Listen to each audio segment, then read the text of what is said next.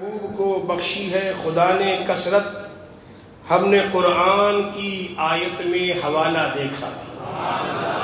اور دعوت حضرت جابر میں تھا اعجاز لعاب، دعوت حضرت جابر میں تھا اعجاز لعاب، سینکڑوں ہاتھوں میں برکت کا نوالا دیکھا، اور جس نے ہیرے کی پرکھ کی وہی صدیق ہوا، جس نے ہیرے کی پرکھ کی وہی صدیق ہوا، بو لہب نے تو سدا دل میں کالا دیکھا، بو لہب نے تو دل میں سدا کالا دیکھا۔ اور فرماتے ہیں حضرت نظمی کہ انبیاء سے میں کروں عرض کہ روز محشر، انبیاء سے کروں عرض کہ روز محشر کس کے کاندھوں پہ شفاعت کا دشالہ دیکھا، اور تم نے کیا دیکھا نہ دیکھا یہ تمہاری قسمت، تم نے کیا دیکھا نہ دیکھا یہ تمہاری قسمت، ہم نے ماہ رحرہ میں طیبہ کا اجالا دیکھا، تم نے کیا دیکھا نہ دیکھا یہ تمہاری قسمت، ہم نے ماہ رحرہ میں طیبہ کا اجالا دیکھا۔ پڑھ لے او نجدی بخاری میں شفاعت کی حدیث، پڑھ لے او نجدی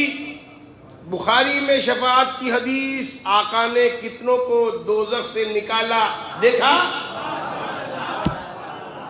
آقا نے کتنوں کو دوزخ سے نکالا دیکھا۔ اب پیر کے ساتھ جو حجرے میں گزارے لمحے، پیر کے ساتھ جو حجرے میں گزارے لمحے، اے رضا ہم بھی سنیں آپ نے کیا کیا دیکھا۔ غوث اعظم کی نیابت شہ برکت کو ملی، غوث اعظم کی نیابت شہ برکت کو ملی، ان کے دروازے پہ ہر غم کا ازالہ دیکھا۔ جو بھی ماہ رحرہ میں آتا ہے یہی کہتا ہے، جو بھی ماہ رحرہ میں آتا ہے یہی کہتا ہے، ہر قدم پہ بہتا، ہر قدم بہتا یہاں فیض کا دریا دیکھا۔ اور بزم میلاد میں ہر لب پہ یہی بات رہی، نظمی کے روپ میں، نظم کے روپ میں نظمی کا مقالہ دیکھا۔ بزم عالم میں نہ کیوں ہو تذکرہ صدیق کا، ہے خدا صدیق کا اور مصطفیٰ صدیق کا، عرش کے نوری فرشتوں کی زباں پر ہے یہی، ہے نبی کے بعد اونچا مرتبہ صدیق کا۔ الفت و قربانیوں کا یہ صلہ بھی دیکھیے، پہلوئے سرکار میں ہے مقبرہ صدیق کا، اس کی ہر خواہش ہوئی پوری اسے جنت ملی، داغ الفت جس کے دل کو مل گیا صدیق کا۔ ہاشمی کیوں خوف محشر کا بھلا مجھ کو رہے، بخش دے گا رب مجھے میں ہوں گدا صدیق کا۔ جمادی الاخر کا یہ مقدس بابرکت عظمت والا مہینہ، اس کا آخری اشرا ہمارے سروں پر سایہ فگن ہے۔ اللہ تبارک و تعالیٰ اس ماہ مقدس کی برکتوں سے ہم سب کو مالا مال فرمائے۔ امیر المومنین خلیفۃ المسلمین، یار غار و یار مزار مصطفیٰ، سرکار سیدنا ابو بکر صدیق رضی اللہ تبارک و تعالی عنہ کا یہ مبارک مہینہ ہے۔ وہ لوگ جنہیں نبی اکرم نور مجسم شفیع معظم محمد الرسول اللہ صلی اللہ علیہ وسلم کی مبارک صحبت کا شرف حاصل ہوا، جنہوں نے حضور رحمت عالم صلی اللہ علیہ وسلم کو حالت ایمان میں دیکھا اور مقام صحابیت پر فائز ہوئے، ان عظیم الشان لوگوں میں بھی جس ذات کو سب سے زیادہ مقام، جس ذات کو سب سے زیادہ مرتبہ حاصل ہوا، وہ ذات اصدق الصادقین سید المتقین سرکار ابو بکر صدیق رضی اللہ تبارک و تعالی عنہ کی، جو یقیناً افضل البشر بعد الانبیاء بالتحقیق ہیں، جو تاجدار مسند صداقت، تاجدار مسند ولایت، تاجدار مسند کرامت ہے، وہ سرکار صدیق اعظم جن کی محبت اہل ایمان کی پہچان ہے اور آپ کی دشمنی اہل بدعت اور جہنمیوں کی علامت ہے۔ رب کریم ارشاد فرماتا ہے محمد الرسول اللہ والذین معہ، اس آیت کریمہ میں والذین معہ اور آپ کے ساتھ والے، اس کے حوالے سے مفسرین کرام فرماتے ہیں کہ اس میں جو والذین معہ ساتھ والے، اس سے مراد حضرت ابو بکر صدیق کی ذات ہے۔ ہو سکتا ہے کسی کے ذہن میں یہ سوال پیدا ہو کہ ہر صحابی حضور کے ساتھ والے ہیں، تو والذین معہ سے مراد خاص طور پر حضرت ابو بکر صدیق ہی کیوں ہے؟ تو اس کا جواب بھی مفسرین کرام دیتے ہوئے ارشاد فرماتے ہیں کہ یوں تو ہر صحابی کو حضور رحمت عالم تاجدار ختم نبوت صلی اللہ علیہ وسلم کے ساتھ رہنے کا شرف حاصل ہوا، مگر جتنی معیت، جتنی قربت حضرت ابو بکر صدیق کو نصیب ہوئی، کسی اور صحابی کو یہ سعادت نصیب نہیں ہوئی۔ آقا کائنات، زینت بزم کائنات صلی اللہ علیہ وسلم کی صحابیت کے لیے صحابہ کرام کا انتخاب خود خالق کائنات نے فرمایا، اور خلافت کے لیے بھی روز اول ہی سے رب ذوالجلال نے صدیق اکبر، فاروق اعظم، عثمان غنی، مولا علی رضی اللہ تعالی عنہم اجمعین کا انتخاب فرما دیا تھا۔ اب ان چاروں خلفائے راشدین میں بھی حضور صلی اللہ علیہ وسلم کی صحبت کی سب سے زیادہ برکتیں اور حضور کی تعلیمات کا سب سے زیادہ اثر کسی ذات میں نظر آیا، وہ ذات حضرت ابو بکر صدیق کی ہے۔ مصطفیٰ جان رحمت، شمع بزم ہدایت صلی اللہ علیہ وسلم کی مقدس اور بابرکت صحبت اور آپ کی رفاقت کی بدولت حضرت ابو بکر صدیق کو وہ مقام و مرتبہ ملا، ایسی رفعتیں نصیب ہوئی کہ حضور پرنور شافع یوم النشور صلی اللہ علیہ وسلم کی امت میں ایسا مقام، ایسا مرتبہ، ایسی شان آپ کے علاوہ کسی کو عطا نہیں ہوئی۔ قرآن کریم کی متعدد آیات اور احادیث کریمہ حضرت ابو بکر کے فضائل، آپ کے کمالات، بلکہ آپ کی افضلیت اور اولیت پر شاہد و عادل ہے۔ قرآن کریم میں رب کریم ارشاد فرماتا ہے والذی جاء بالصدق وصدق به اولئک هم المتقون، وہ جو نبی سچی بات لے کر آئے اور جس نے ان کی تصدیق کی، وہی لوگ پرہیزگار ہیں۔ مفسرین فرماتے ہیں کہ اس آیت کریمہ میں صدق یعنی سچ لانے والی ذات کون؟ ہمارے نبی محمد رسول اللہ صلی اللہ علیہ وسلم، اور اس سچ کی تصدیق کرنے والی ذات کون ہے؟ حضرت ابو بکر صدیق کی ہے۔ اگرچہ تصدیق کرنے والوں میں لاکھوں بلکہ کروڑوں لوگ شریک ہوئے، لیکن جس نے حضور کی تصدیق سب سے پہلے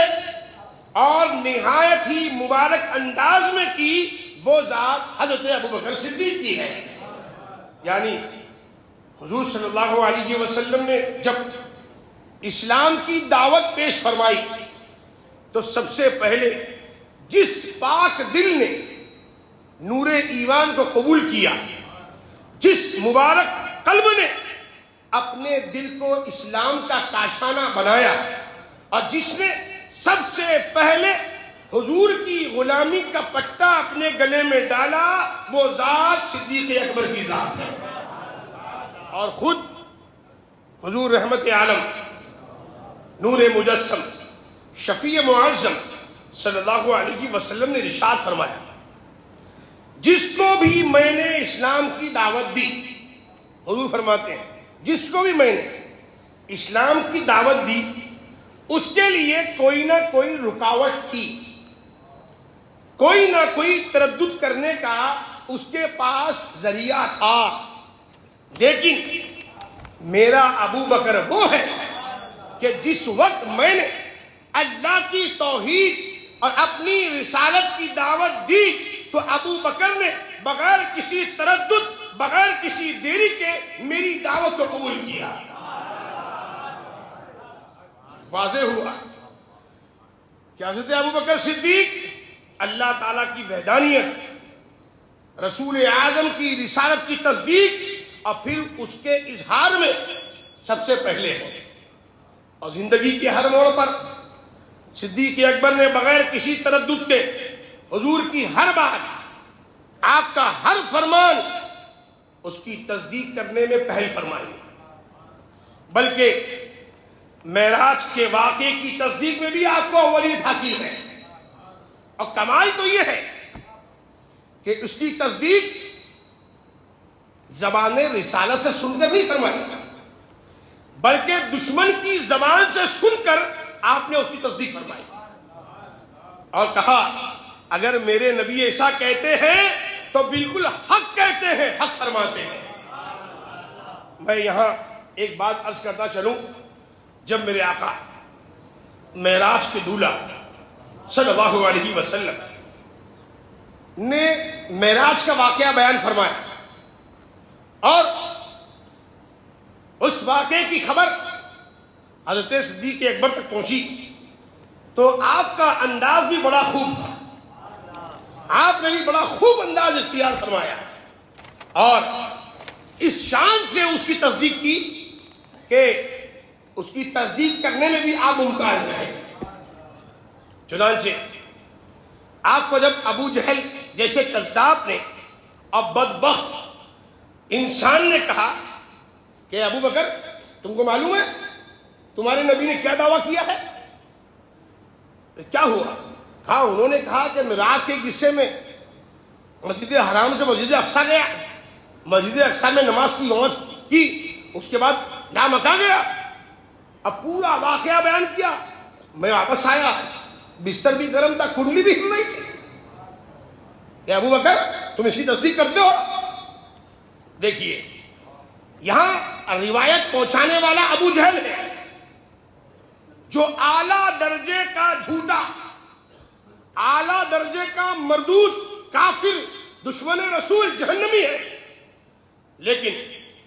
وہ جو بات کہہ رہا تھا حضرت ابو بکر کے سامنے، جو بات کہہ رہا تھا اور جس بات کی تصدیق کی بات کر رہا تھا، وہ بات حضور کی شان کو ظاہر کر رہی تھی اور اس بات کی تصدیق میں حضور کی شان و شوکت کا اظہار ہو رہا تھا۔ لہذا صدیق اکبر نے اس راوی یعنی ابو جہل کی زبان کو نہیں دیکھا بلکہ نبی کی شان کو دیکھا اور آپ کی اس عظمت و شان کی تصدیق کر دی اور فرما دیا کہ اگر میرے نبی نے، اے ابو جہل سن، اگر میرے نبی نے ایسا فرمایا ہے تو میرے نبی نے حق فرمایا، سچ فرمایا۔ حضور سے سن کر جو معراج کے واقعے کا انکار کرے وہ ابو جہل ہے، وہ ابو جہل سے حضور کا معراج سن کر تصدیق کرے اس کا نام ابو بکر صدیق ہے۔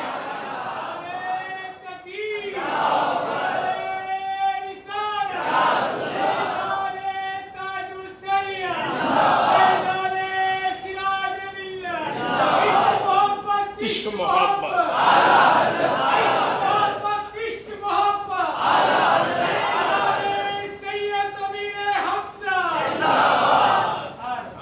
حضرت ابو بکر صدیق رضی اللہ تعالیٰ عنہ علیہ الصلوۃ والسلام کی رسالت کی تصدیق میں بھی اول، اور آپ کے واقع معراج کی تصدیق میں بھی اول ہے۔ مردوں میں سب سے پہلے جس ذات نے بلا تردد بغیر کسی دیری کے اسلام قبول کیا وہ ذات حضرت ابوبکر صدیق کی، اور یہ حضرت ابوبکر صدیق کی خاص فضیلت ہے کہ ہر اعتبار سے آپ اولیت اور افضلیت آپ کو حاصل ہے۔ اور یاد رکھیں کہ سب سے پہلے جس ذات نے قرآن مقدس کو دو تختیوں کے درمیان جمع فرمایا وہ ذات صدیق اکبر کی ہے۔ سب سے پہلے جس ذات نے نماز پڑھنے اور کلام اللہ کے تلاوت کے لیے جگہ کا اہتمام کیا وہ ذات صدیق اکبر کی ہے۔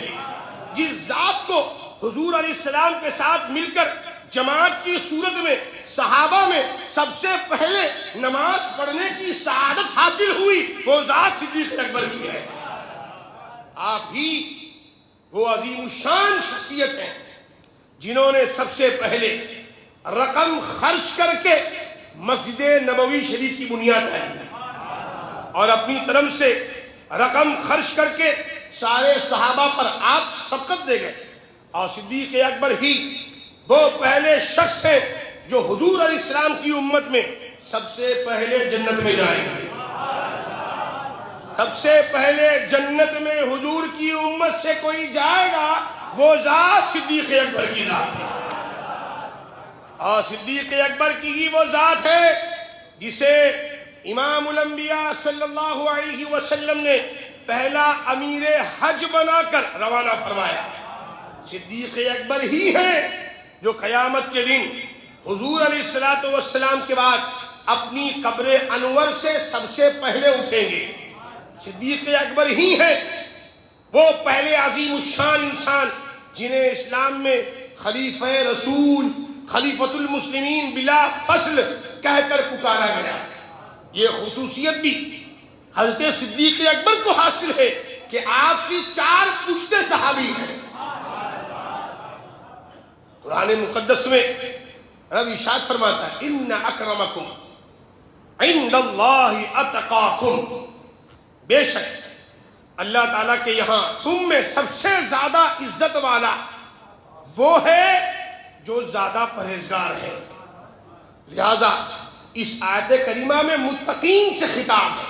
پرہیزگاروں سے خطاب ہے، لیکن ان میں جو سب سے پہلا مخاطب ہے وہ ذات صدیق اکبر کی ذات ہے۔ وہ صدیق اکبر جنہیں قرآن مقدس نے افضل کہا، جنہیں قرآن نے صحابی کہا، جنہیں قرآن نے ثانی اثنین کہہ کر خطاب کیا، جنہیں قرآن پاک نے اتنے مراتب عطا فرمائے، آپ کا مقام و مرتبہ یقیناً حد بیان سے باہر ہے۔ بس بیان کرنے والے یا لکھنے والے یہی لکھ کر بیان کر کے خاموش ہو جاتے ہیں کہ بعدس نبی بزرگ توئی قصہ مختصر۔ صدیق اکبر کی شان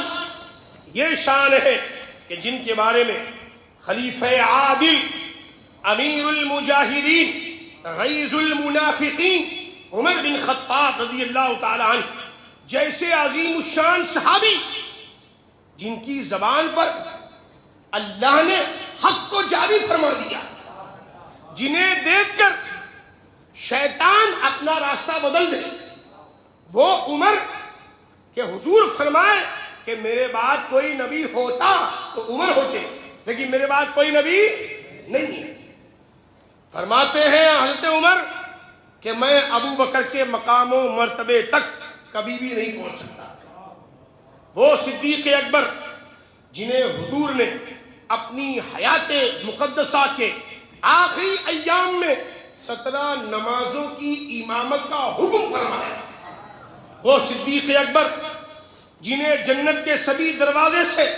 فرشتے داخل ہونے کی دعوت دیں گے، وہ صدیق اکبر کہ جن کے وہ احسانات کہ امام الانبیاء فرمائیں کہ میں نے سب کے احسان کا بدلہ چکا دیا سوائے ابو بکر کے، کہ ابو بکر کے احسان کا بدلہ اللہ تعالیٰ عطا فرمائے گا۔ وہ صدیق اکبر جنہیں مولائے کائنات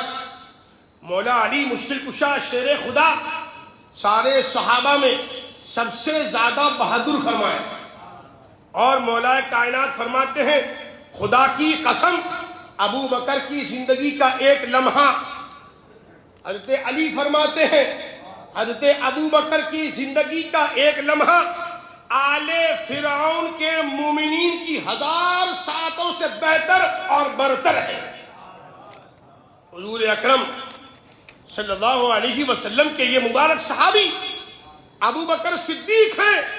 جن کو یہ شرف حاصل ہے کہ آپ نے امام الانبیاء کی پیشانی مبارک کا بوسہ لیا ہے۔ یہ شرف